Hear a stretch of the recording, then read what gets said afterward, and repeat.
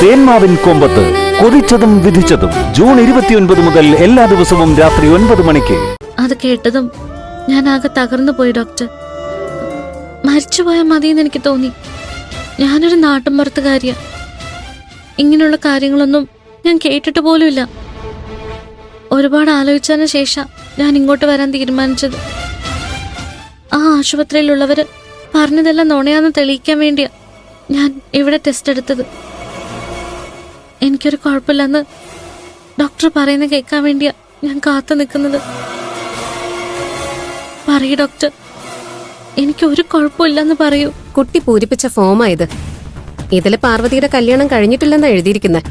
കുട്ടി ആരെങ്കിലും പ്രണയിക്കുന്നുണ്ടോ? ഞാൻ ഡോക്ടറിൽ നിന്ന് പ്രതീക്ഷിക്കുന്ന ഉത്തരവും ഡോക്ടർ ചോദിക്കുന്ന ചോദ്യം തമ്മിൽ ഒരു ബന്ധമില്ലല്ലോ. ബന്ധമുണ്ട് മോളെ. ഞാൻ ചോദിച്ചതിന് മറുപടി പറയും. നിങ്ങളുടെ ജീവിതത്തില് അങ്ങനൊരു പയ്യനുണ്ടോ? അയാളുമായിട്ട് കൂടുതൽ അടുത്തിട്ടുണ്ടോ? ഡോക്ടർ എന്തർത്ഥത്തിലാണ് എന്നോടിത് ചോദിക്കുന്നതെന്ന് എനിക്ക് നന്നായിട്ട് മനസ്സിലാവുന്നുണ്ട്. ഡോക്ടറുടെ കണ്ണുകളിൽ എന്നോടുള്ള സഹതാപം എനിക്ക് കാണാം. എനിക്ക് നല്ല ഉറപ്പുണ്ട്, ഞാൻ പരിശുദ്ധയാണ്. ഞാൻ ഒരു തെറ്റും ചെയ്തിട്ടില്ല. എന്റെ അച്ഛനമ്മയും എന്നെ അങ്ങനെയല്ല വളർത്തിയത്. ഡോക്ടർക്ക് ആ കാര്യത്തില് ഒരു സംശയം വേണ്ട. ദയവ് ചെയ്ത് എനിക്കൊരു കുഴപ്പമില്ലെന്ന് പറയൂ ഡോക്ടർ.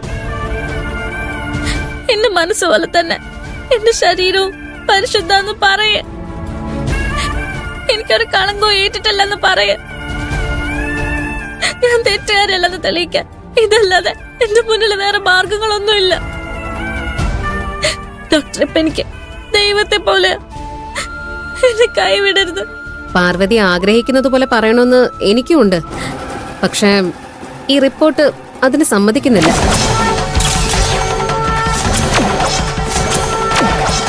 ഈ റിപ്പോർട്ട് പ്രകാരം നീ പ്രഗ്നന്റ് ആണ്. നീ ഗർഭിണിയാണെന്നുള്ളത് സത്യോ?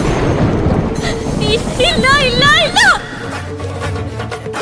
അങ്ങനെ പറയരുത്. എനിക്കൊരു കുഴപ്പമില്ല. ഞാൻ ഗർഭിണിയല്ല. ഞാൻ ഗർഭിണിയല്ല. മോളെ, ഞാൻ പറയുന്നത് നുണയാണെന്ന് നിനക്ക് വേണമെങ്കിൽ വിശ്വസിക്കാം. നേരത്തെ നിന്നോട് സംസാരിച്ച ഡോക്ടർ പറഞ്ഞതും നുണയാണെന്ന് നിനക്ക് കരുതാം. പക്ഷെ 2 തവണ ടെസ്റ്റ് നടത്തിയപ്പോഴും വന്ന റിപ്പോർട്ട് തെറ്റാവോ? ഈ റിപ്പോർട്ടില് നീ 6 ആഴ്ച പ്രഗ്നന്റ് ആണെന്ന് വ്യക്തമായിട്ട് കാണിക്കുന്നുണ്ട്. ഞാനത് വിശ്വസിക്കില്ല. എന്താ കുട്ടി കാണിക്കുന്നേ?